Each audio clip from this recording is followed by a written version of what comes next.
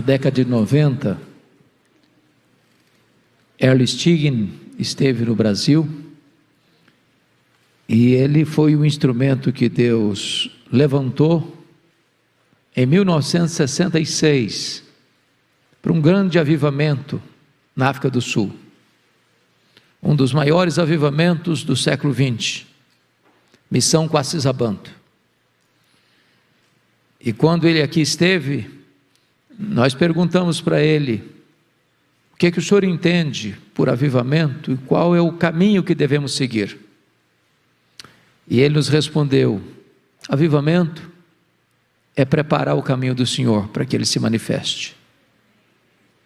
Todo vale será aterrado, todo monte será nivelado, todo o caminho torto será endireitado, todo o caminho escabroso será aplainado. Então toda a carne verá a salvação de Deus. Naquela época o nosso coração ardia tanto por este tema, que nós estávamos em 4 pastores de Vitória e Espírito Santo, e ao sairmos de Belo Horizonte de carro, nós começamos uma reunião de oração, os 4, e a reunião não terminou. Enquanto viajávamos, a reunião foi acontecendo e nós oramos ininterruptamente às 8 horas de viagem. Foi uma experiência magnífica. E esse tema, embora às vezes para alguns batido, outros dizem: para que mais uma conferência de avivamento? Outros dizem: já temos tantas, já tivemos outras tantas. E o que aconteceu? Não importa se uns não creem, não importa se outros não acreditam que é possível, não importa se outros desvirtuaram o assunto, você e eu cremos que Deus pode trazer sobre nós um poderoso avivamento. É por isso que nós estamos aqui. E eu peço que você abra então sua Bíblia comigo no livro do profeta Abacuque, capítulo 3. Hoje, como é meu costume, não farei uma exposição bíblica. Tratarei de um tema, de um assunto. E eu quero conversar um pouco com vocês sobre avivamento, uma questão vital para a igreja. E nós vamos ler Abacuque 3, 1 e 2. Se você está com a versão atualizada, como a minha, Ara, peço que você leia comigo, por gentileza, esta passagem. Abacuque 3, 1 e 2. Vamos juntos. Oração do profeta Abacuque, sob forma de canto. Tenho ouvido, ó Senhor, as tuas declarações, e me sinto alarmado. Aviva a tua obra, ó Senhor, no decorrer dos anos, e no decurso dos anos, faze-a conhecida. Na tua ira, lembra-te da misericórdia. Encontramos aqui um profeta alarmado. Ele está escrevendo no período pré-cativeiro babilônico. O cenário era cinzento. Jerusalém estava como que encurralada, sitiada. O cenário era muito doloroso. Ele está alarmado. Mas encontramos aqui um profeta orando: aviva, ó Senhor, a tua obra, no decorrer dos anos. O cenário cinzento à nossa volta não deve ser motivo para nos fazer dar marcha ré, mas pisar no acelerador, pedir: Deus, aviva a tua obra. E encontramos aqui um profeta clamando: na tua ira, lembra-te da misericórdia. Porque avivamento é exatamente isso, quando Deus suspende a sua ira por causa do nosso pecado e estende sobre nós de maneira tão profusa e abundante a sua misericórdia. Irmãos, eu gostaria então de tratar desse assunto com vocês, e eu quero fazer 3 afirmações. Primeiro, o avivamento é a expressa vontade de Deus para a sua igreja. Deus não quer uma igreja morna, apática. Deus não quer uma igreja morta como Sardes, nem uma igreja morna como Laodiceia. Nenhuma igreja que esfriou o amor como Éfeso. Deus quer uma igreja viva, quente, calorosa, cheia do Espírito Santo. Segundo lugar, o avivamento é a expressa necessidade da igreja. Se nós fizermos um correto diagnóstico da igreja, e quando eu falo igreja, estou falando da coletividade, e a coletividade é a somatória da individualidade, e quando você olha para dentro de você, para a sua própria vida, você reconhece honestamente que a igreja precisa de avivamento. É isso que eu reconheço. Mas em terceiro lugar, o avivamento, amados irmãos, é o remédio de Deus para uma igreja enferma. Quem cura a igreja é Deus, quem restaura a igreja é Deus, quem sopra vida sobre a igreja é Deus, quem traz alento é Deus.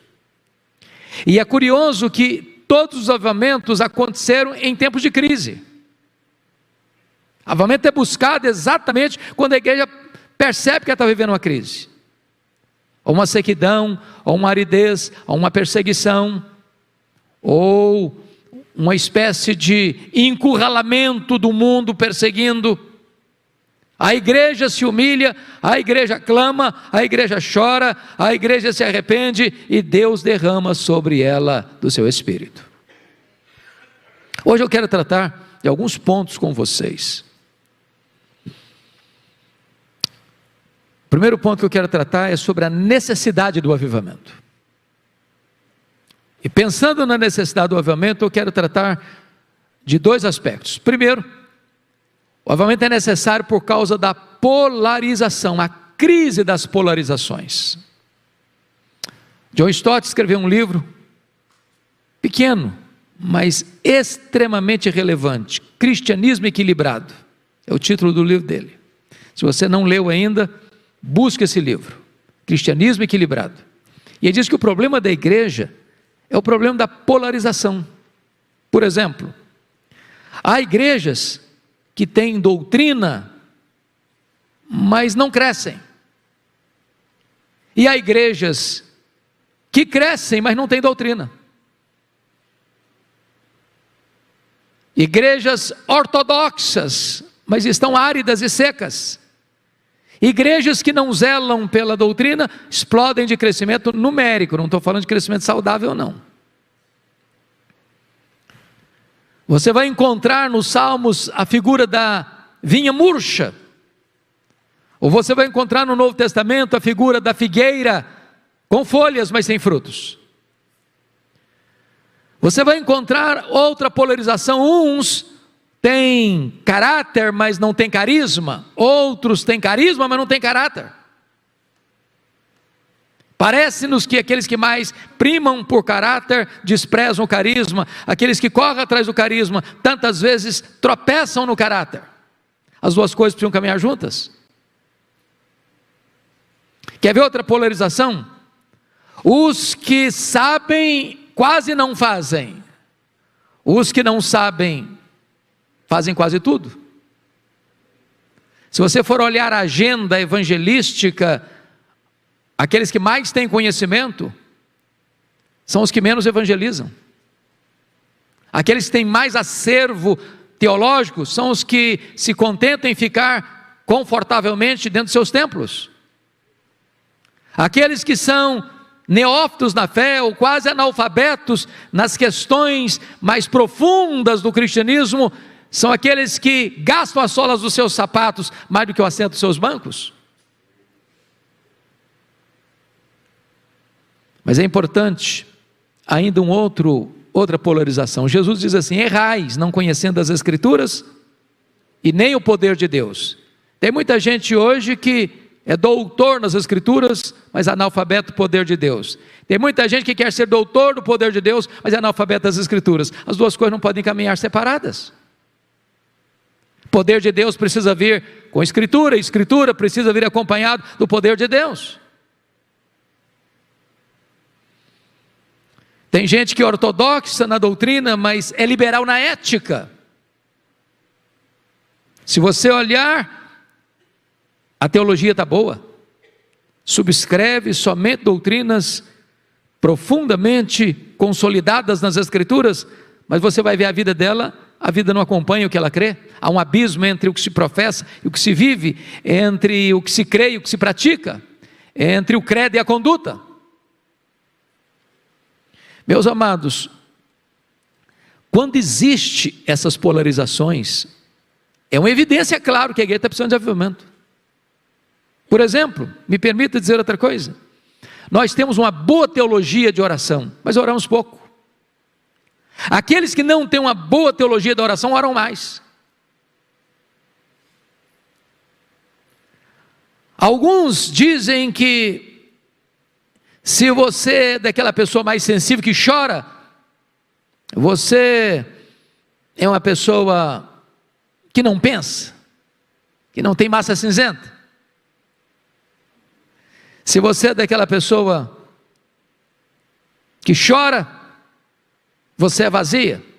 Se você não chora, você é seco.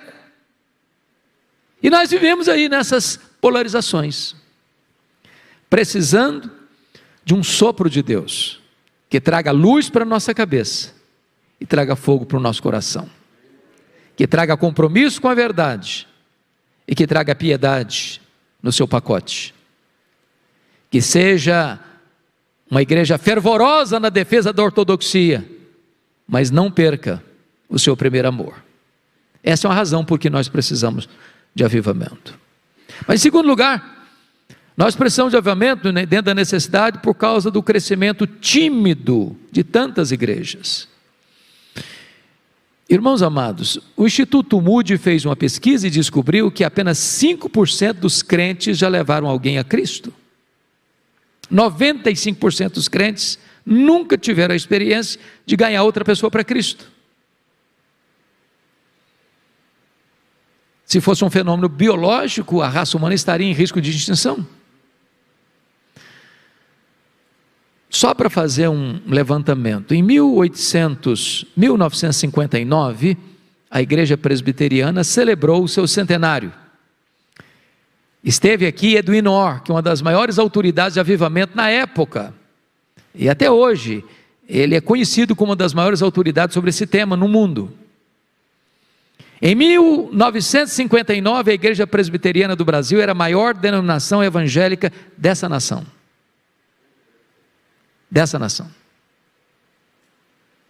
Hoje nós somos 0,3% da população.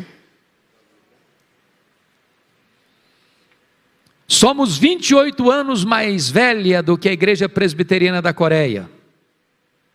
Nós não somos 1 milhão de membros. Eles passam de 10 milhões de membros. Louvado seja Deus, há igrejas que estão crescendo. Bendito seja Deus, esta é uma das igrejas que pela bondade de Deus cresce no Brasil. Mas a vasta maioria não está crescendo. É um crescimento pífio. E não é por falta de doutrina, na maioria delas, mas falta de fervor. Esta é uma realidade que precisa nos mover ao entendimento de que nós não estamos fora. Quando pensamos numa conferência sobre avivamento, nós precisamos, dependemos de Deus. Quando eu olho para a história, e alguém já disse com razão que a história é nossa pedagoga, ou será nossa coveira. Se não aprendermos com a história, repetiremos os seus erros. E quando você olha todos os momentos em que a igreja cresceu e avançou, foram tempos de avivamento. Foi o Pentecostes, foram os valdenses no século XII, foi a reforma protestante do século XVI, foram os clássicos avivamentos da história da igreja, século XVIII na Inglaterra e no país de Gales, ainda século XVIII na Nova Inglaterra com Jonathan Edwards, século XIX nos Estados Unidos com Jeremias Lampier, Dwight Lima Moody, século XX no país de Gales com Evan Roberts, com Jonathan Goforth na China, O avivamento de 1907 na Coreia, o avivamento de 1966 em Quassisabanta, na África do Sul, sempre que a igreja explodiu em crescimento, foi tempo de busca e de derramamento do Espírito Santo. A não ser que você esteja satisfeito com o nível de crescimento da igreja, então não justificaria pensar sobre esse assunto.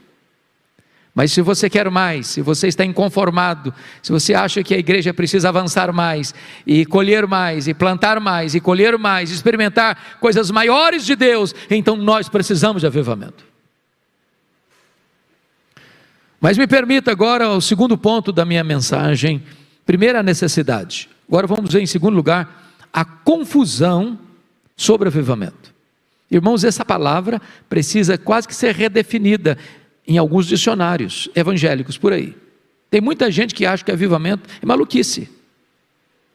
Tem muita gente que acha que avivamento é plantar bananeira. Tem muita gente que acha que avivamento é caminhar pelos corredores do misticismo. Tem muita gente que acha que avivamento é introduzir novidades na igreja. Tem muita gente que acha que avivamento é uma obra do homem. E aí por isso que bota uma placa, uma faixa na porta da igreja. Hoje tem avivamento. Como se a agenda do Espírito Santo estivesse na nossa mão. Então vamos entender aqui algumas coisas. Primeiro, muitos confundem avivamento com um programa agendado pela igreja. Esse é um princípio básico. Nós não promovemos avivamento. Nós podemos preparar o caminho do Senhor para que Ele se manifeste. Mas avivamento é obra exclusiva de Deus, da soberania de Deus, que acontece dentro do tempo de Deus, dentro da economia de Deus, pela vontade expressa de Deus. Nós não temos essa agenda na mão. Nós não podemos determinar, hoje vai ter, amanhã terá. Nós não acionamos o vento, nós não estacionamos e nem prendemos o vento. Nós podemos medir a velocidade do vento, mas nós não podemos dar curso ao vento. O vento é livre, ele sopra onde quer.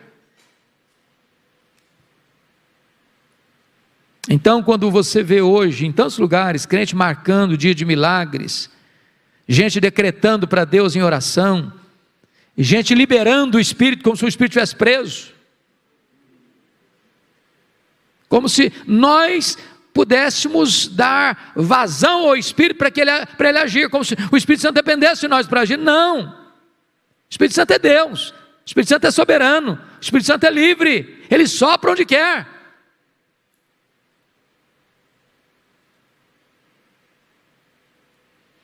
Segundo, muitos confundem avivamento não só com programa agendado pela igreja, mas em segundo lugar, muitos confundem avivamento com mudança doutrinária da igreja. Tem gente que acha que precisa acontecer um fato místico.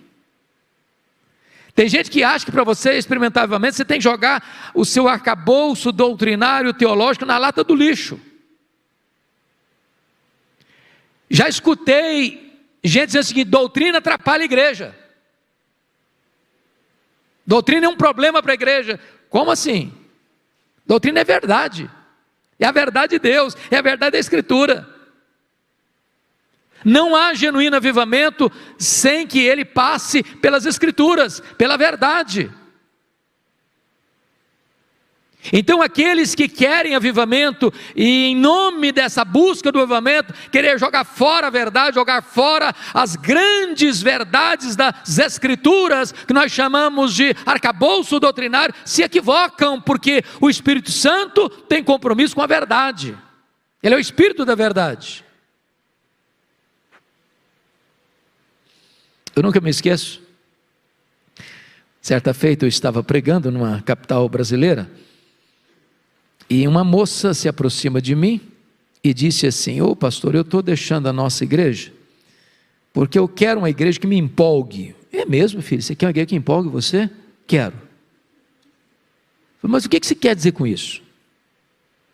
Eu quero uma igreja que a história dela me anime. É mesmo? Eu quero uma igreja que tenha no seu currículo coisas grandes, maravilhosas, extraordinárias, milagres. É mesmo? É isso que você quer? E eu perguntei, mas você conhece a história da igreja? Da nossa igreja, por exemplo? Ele disse, não, não conheço não. Falei, então você senta aqui que eu vou contar um pouco para você. E eu fiquei com aquela moça 2 horas. Quando eu fiz um passeio pela história da igreja, e fui contando a história da nossa igreja inclusive, a moça estava chorando, e me disse uma frase que eu nunca mais esqueci. Ela me disse assim: você não pode amar aquilo que você não conhece. O que eu quero dizer com isso? Eu não conheço todos os irmãos que estão aqui, não posso também conhecer todos os backgrounds doutrinários, teológicos das igrejas que estão presentes, e louvada seja Deus que nós temos um grupo bem variado. Mas nós não precisamos mudar a doutrina, nós não precisamos mudar a verdade para buscar avivamento, não. Nós temos que nos fincar mais na verdade. Mais na verdade, mais na palavra. Avivamento não vem fora da palavra, vem dentro da palavra, no curso da palavra.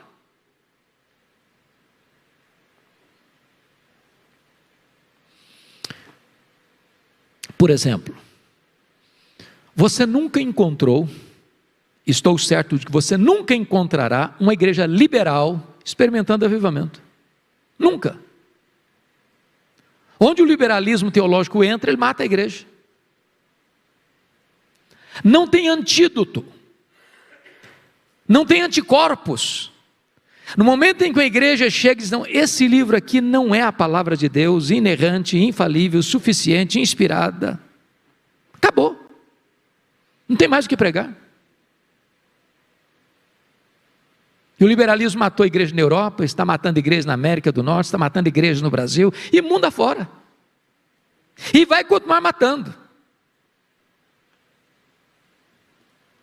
A saída para a igreja, irmãos, não é buscar as novidades do mercado da fé. A saída para a igreja é voltarmos-nos para a centralidade das Escrituras, porque aqui está o compromisso do avivamento, é dentro da palavra.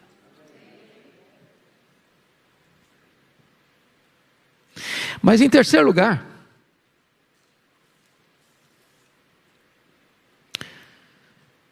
é preciso dizer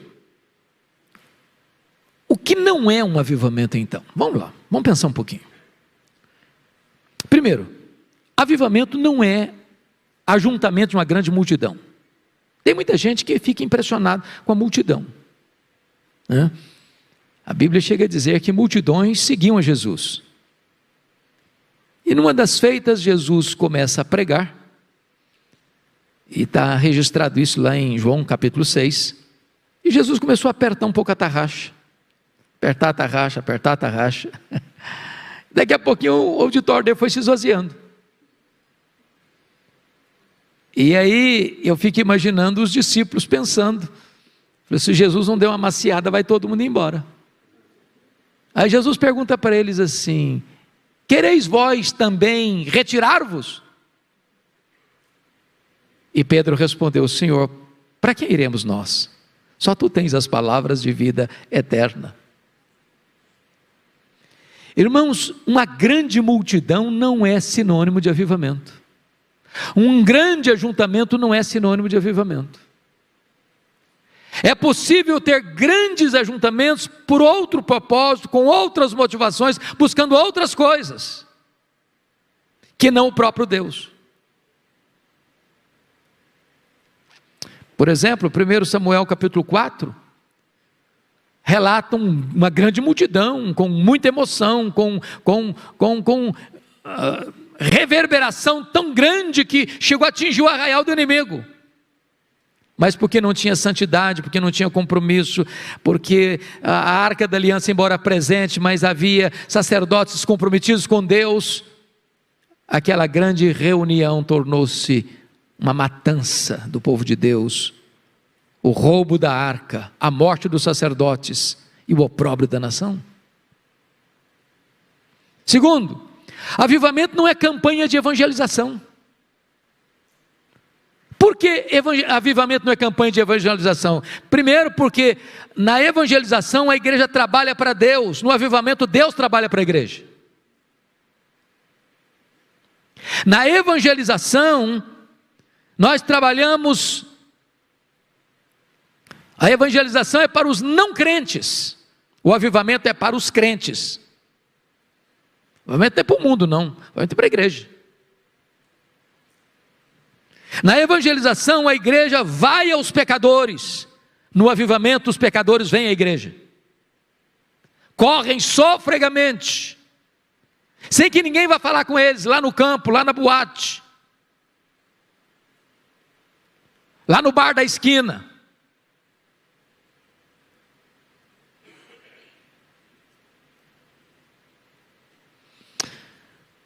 Na evangelização, o pregador confronta o seu auditório, apelando ao seu auditório. No avivamento, o auditório apela para o pregador. Pedro está pregando em Jerusalém, não terminou de pregar ainda, o povo já está perguntando: o que vamos fazer? O coração já está ardendo. E ele diz: arrependei-vos e cada um de vós seja batizado em nome do Senhor Jesus para a remissão dos vossos pecados, e recebereis então a remissão dos vossos pecados. Essa promessa não é só para vós, não é para aqueles que estão longe, para os vossos filhos, para quantos o Senhor nosso Deus chamar. Quantas pessoas, irmãos, ainda hoje, acham que avivamento é mudança de liturgia, estilo de culto? Deus tem me dado a bênção de pregar em mais de 1.500 igrejas no Brasil, das mais diversas denominações. E eu tenho falado, irmãos, para igrejas ultra-ortodoxas. Sabe o que é uma igreja ultra-ortodoxa? Se uma mosca voar na hora do culto, você escuta. É um silêncio quase que sepulcral. Você olha no rosto das pessoas, elas não mudam o semblante, nem quando estão alegres, nem quando estão tristes. Você não sabe se ela está alegre ou está triste. Eu diria para você que é quase desesperador. Mas já preguei também em igrejas ultrapentecostais, que o barulho é tanto, que você diz: calma, irmãos, calma. Eles não estão ouvindo. Pessoas decoram clichês, glória a Deus, aleluia, são expressões lindas na Bíblia, mas as pessoas engatam isso automaticamente. Falam sem refletir o que estão falando. Vocês dizem: o cara está indo para o inferno, glória a Deus. Não é glória a Deus não, por favor, não cabe glória a Deus agora. Você falou errado o negócio, a teologia não está boa.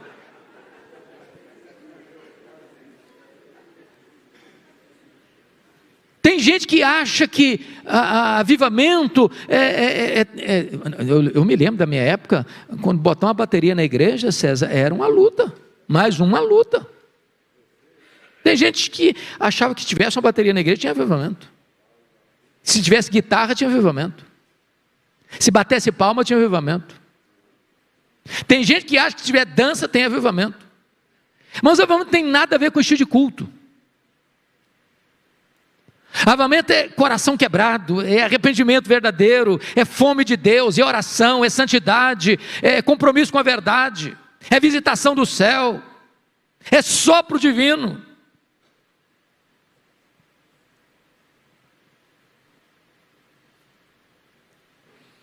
Mas ainda, quarto lugar, muitas pessoas confundem avivamento com dons e sinais. Deixa eu lhes dizer, os dons, que tem 5 listas de dons no Novo Testamento, né? Romanos 12, 1 Coríntios 12, 1 Coríntios 14, Efésios 4, 1 de Pedro 4, e nós cremos nos dons. Porém, e nós cremos que todo crente, salvo pela graça, batizado pelo Espírito no corpo de Cristo, tem dom. Não tem crente sem dom. Mas o que caracteriza a espiritualidade de um crente não é o dom, é o fruto do Espírito. A igreja de Corinto tinha todos os dons, e Paulo diz que aquela igreja era uma igreja infantil, carnal. Os milagres, se de fato milagres, porque só Deus faz milagres, o homem não faz. O homem pode ser instrumento, mas o autor do milagre é Deus. São maravilhosos, nós oramos por milagres, nós cremos em milagres, nós pregamos milagres, mas milagre não é avivamento. Se você ler Atos 2, você vai ver que quando o Espírito Santo foi derramado, aconteceu um fenômeno ali. E o fenômeno atraiu a multidão, mas o fenômeno em si não mudou a vida das pessoas. Ao contrário, o fenômeno em si provocou 3 reações. Primeiro, ceticismo. O que quer isso dizer? Segundo, preconceito. São galileus. Terceiro, zombaria. Estão bêbados.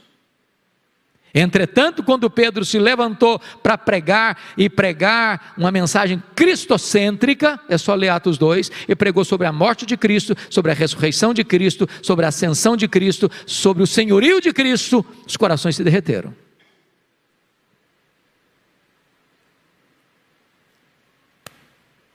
Bom, vamos então para o terceiro ponto. Primeiro nós falamos da necessidade, segundo nós falamos sobre a confusão, o que é, o que não é. Terceiro, vamos falar sobre o conteúdo do avivamento. E o primeiro conteúdo, irmãos, que eu gostaria de deixar claro aqui, é o que a gente chamaria, numa linguagem bem nossa aqui, de quebrantamento. Nós poderíamos dar outro nome de convicção de pecado, ou nós poderíamos dar o nome de genuíno arrependimento. Avivamento não começa com celebração, avivamento começa com choro. E choro pelo pecado. Se o meu povo, que se chama pelo meu nome, se humilhar e orar e me buscar e se converter dos seus maus caminhos, então eu ouvirei dos céus, perdoarei os seus pecados e sararei a sua terra. O que impede, irmãos, a chuva do avivamento chegar, as torrentes de Deus caírem, é o pecado. Ele está interceptando a chegada das chuvas. Assim como Elias não subiu para o Carmelo para pedir chuva antes de tirar o Baal do caminho, nós também não podemos aguardar ou esperar avivamento sem que o Baal, chamado hoje pecado, seja retirado. Está lá em Josué 7 algo soleníssimo, quando Israel sofre aquela acachapante derrota nas mãos da pequena cidade de Ai. Deus disse para Josué: enquanto o pecado não for removido, eu não serei convosco. Segundo, enquanto o pecado não for removido, não podereis resistir aos vossos inimigos. Todos nós decoramos apropriadamente Romanos 8:31. Se Deus é por nós, quem será contra nós? Mas se fizermos a pergunta na inversa é complicado. E se Deus for contra nós, quem será por nós?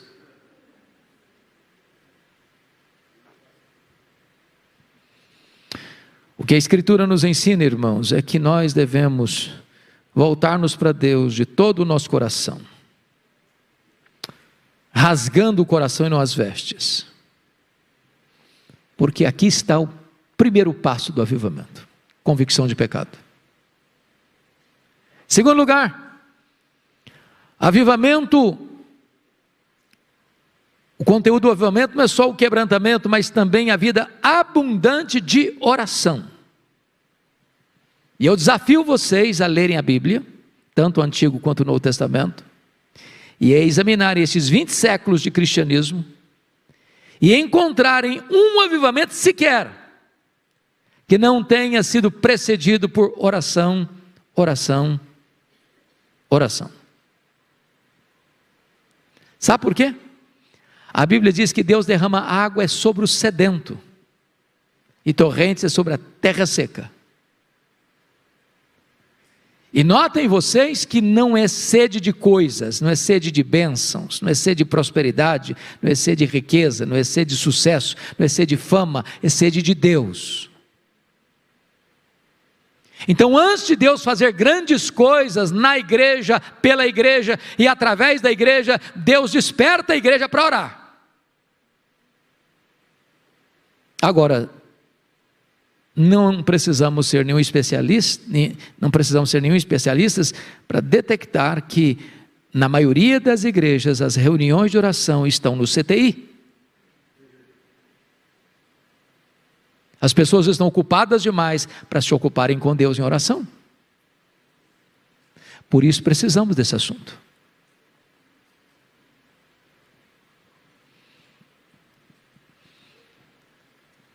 Talvez hoje nós estamos dando muito valor, e é bom que dê mesmo, à cultura da cabeça.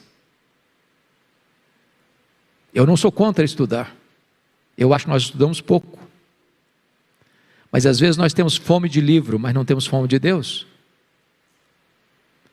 Às vezes nós temos grandes sermões e pequenas pregações. Nós estamos buscando melhores métodos, nas palavras de M. Bounds, quando Deus está procurando melhores homens.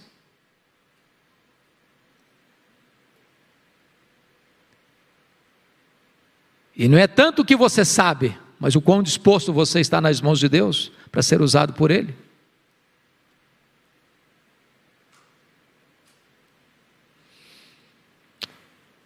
Abraham Kuyper, que foi um dos grandes instrumentos de Deus no século XX, disse que se nós pastores não formos homens de oração, nós daremos pedra para as ovelhas em vez de pão.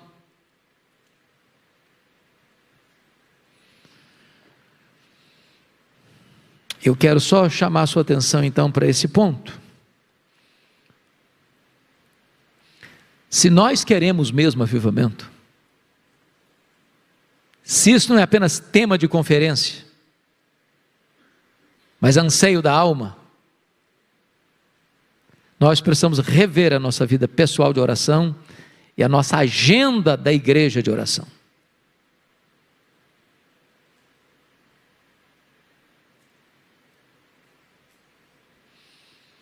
Me permita só dar um exemplo. A igreja presbiteriana chegou aqui nesta terra em 1859.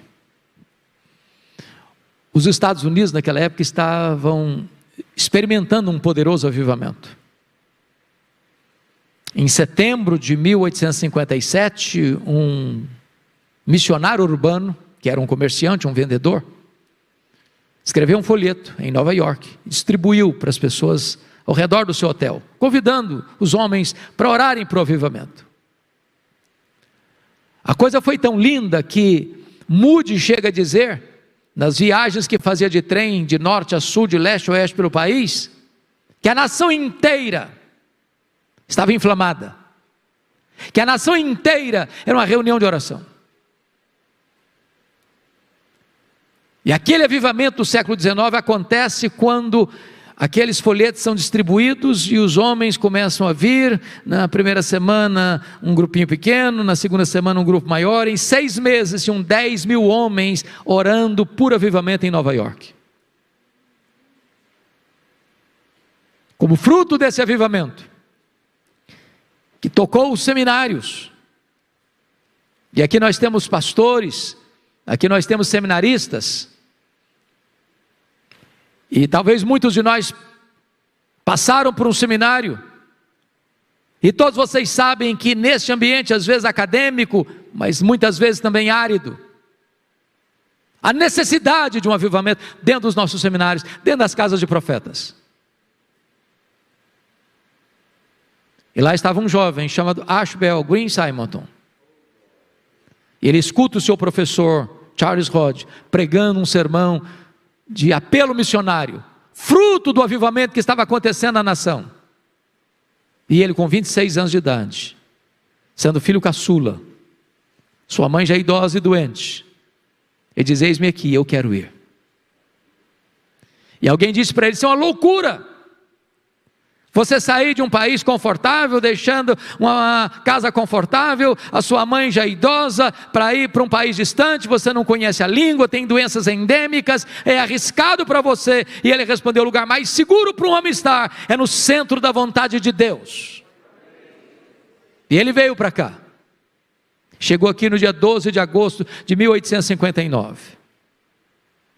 Viveu apenas 8 anos e morreu muito jovem. Muito jovem. Mas deixou plantada uma semente. E essa semente brotou. E essa semente frutificou. E essa semente produziu uma árvore frondosa para a glória de Deus. Mas eu quero concluir. Eu quero concluir dizendo o seguinte: que o resultado, irmãos, do avivamento, é o quarto ponto que eu quero tratar, e eu vou fazê-lo de forma breve, é que o resultado do avivamento, primeiramente, é o testemunho ousado do Evangelho. Eu fico impressionado quando eu vejo alguns sinais. Quando nós fomos na Coreia, uma das coisas que mais me marcou foi ver um menino, não sei precisar quantos anos ele tinha, mas aparentemente uns 10 anos, e nós estávamos em 82 pastores brasileiros. Ele entrou no ônibus, não estava agendado aquilo, e ele deu uma palavra para os pastores, de inflamar o coração, ousadia, intrepidez, coragem, brilho nos olhos. Eu visitei Quacisabanto, e dos muitos lugares que Deus me levou até hoje, eu nunca vi, pastor, nunca vi um lugar onde a presença manifesta de Deus, no sentido de o ar está tomado pela presença de Deus, de santidade, como vi em Quacisabanto. Eu já comentei isso algumas vezes aqui na igreja, que criança é criança em qualquer lugar do mundo, não é isso mesmo? E nos cultos, eu contava ali, em torno de 150, 200 crianças, estendia um lençol na frente do púlpito, e aquelas crianças adorando a Deus, rostinho no chão, clamando ao Senhor, falando do nome de Jesus, como nunca vi. Nunca vi. Quando Deus visita a sua igreja com o poder do seu Espírito, na linguagem de Isaías 44, versículo 5, um se levanta e diz: eu sou do Senhor. O outro se levanta e diz: eu também sou do Senhor. O outro diz: eu também sou do Senhor. O outro se levanta e diz: eu também sou do Senhor.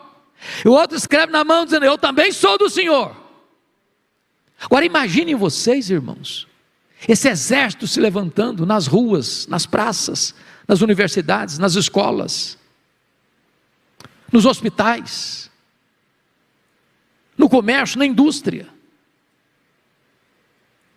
nas mídias sociais, e as pessoas pudessem olhar nos olhos e ver brilho, e ver paixão, e ver calor, e ver entusiasmo, e ver pressa. Se impactaria o mundo. Quando você lê em Atos 8:4, que a igreja foi dispersa de Jerusalém, exceto os apóstolos, e todos, e quando fala todos, é todos mesmo, é pequeno, é grande, é homem, é mulher, é jovem, é criança, é velho, todo mundo saiu pregando a palavra, pregando a palavra, pregando a palavra. Nós precisamos de um sopro de Deus, para que esta palavra queime a nossa alma, arda em nosso coração e sejam brasas vivas nos nossos lábios. Mas finalmente, acho que um último resultado que eu gostaria de destacar é que em tempos de avivamento a igreja experimenta um expressivo crescimento numérico. Expressivo crescimento numérico. Há 2 anos um pastor me ligou, aqui no Brasil, e ele estava em lágrimas, e ele me disse 2 coisas que mexeram muito comigo. Ele disse assim: primeiro, pastor Hernandes, eu me tornei apenas num fabricante de sermão e nada mais. Isso não mexe mais comigo. Eu faço exegese, eu pego o texto, eu examino o texto, eu divido o texto, eu trabalho o texto, eu preparo o texto, eu prego o texto, mas aquilo é mecânico. Isso não mexe mais comigo. Mas a segunda me marcou mais ainda. E diz: pastor Hernandes, a minha denominação não batizou um crente por igreja, por ano, em média.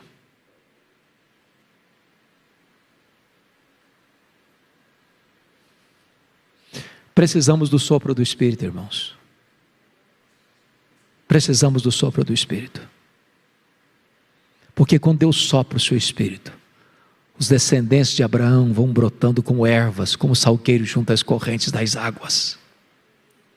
Em tempos de avivamento, as igrejas não têm tempo, porque as pessoas estão à porta, sedentas, sequiosas, desejosas de entregar sua vida ao Senhor. Em tempos de avivamento, a igreja pode fazer uma colheita mais abundante numa semana do que nós conseguimos fazer em anos de trabalho na força do braço da carne. Crescimento numérico expressivo, como aconteceu na igreja de Jerusalém, de 120 para 3 mil, de 3 mil para 5 mil, de 5 mil se multiplicou para multidão, para igrejas plantadas no mundo todo. Apesar da perseguição crudelíssima, os crentes crucificados, crentes jogados às feras, crentes queimados vivos, e a igreja florescendo, e a igreja florescendo, e a igreja florescendo, a ponto de um pai da igreja chegar a dizer que o sangue dos mártires era sementeira para o crescimento do evangelho.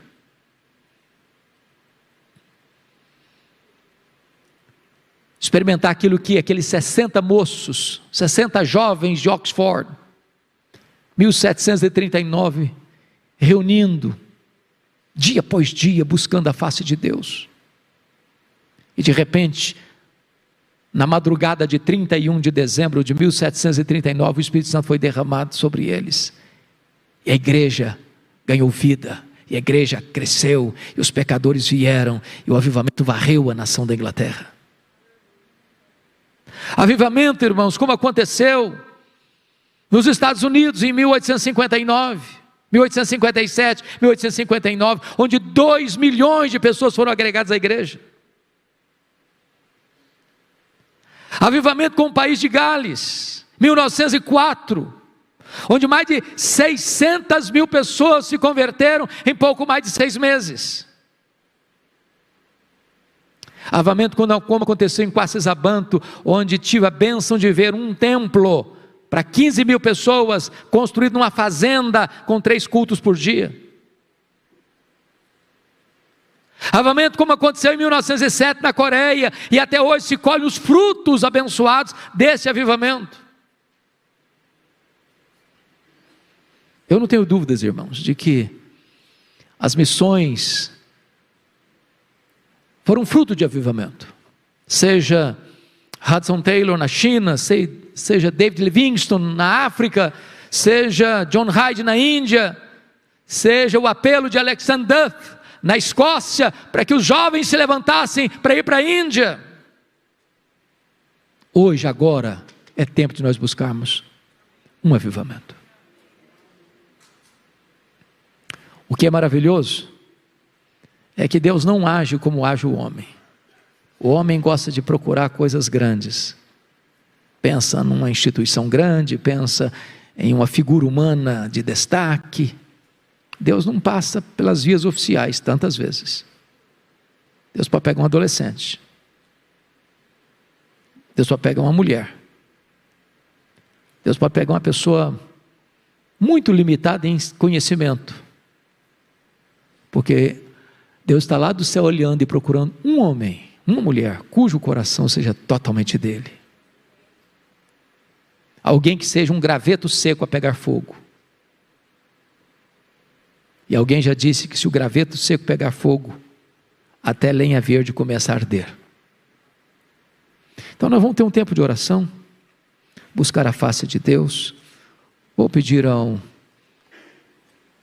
meu querido irmão para nos conduzir numa música de louvor ao Senhor, e depois nós vamos ter um tempo de oração. Vamos ficar em pé, queridos?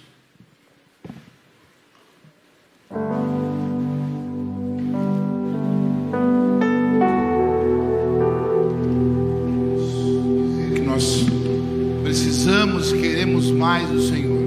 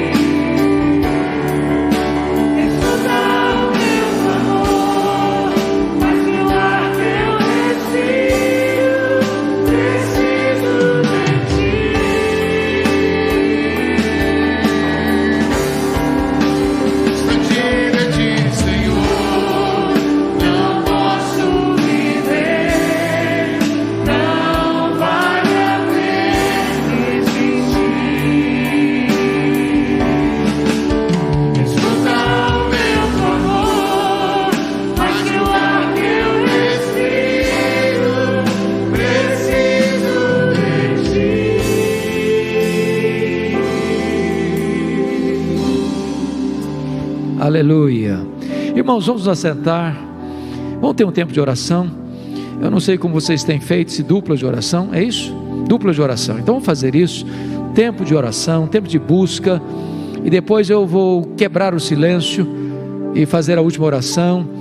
E então vocês estarão dispensados para retornarem às 19h30. Reverendo Augusto Nicodemos estará conosco e será muito bom ter todos vocês aqui de volta, tá bom? Então vamos ter esse tempo de oração e depois encerrarei quebrando o silêncio e orando.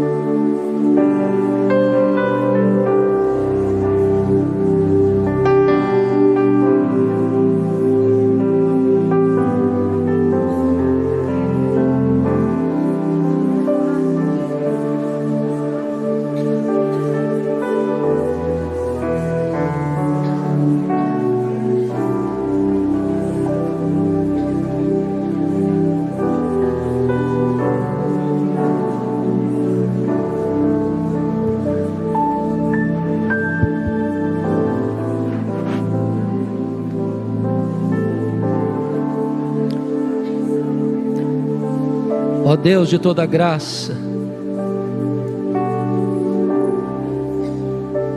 Deus e Pai de nosso Senhor Jesus Cristo, fonte de todo bem, de onde procede toda boa dádiva, aqui está o teu povo,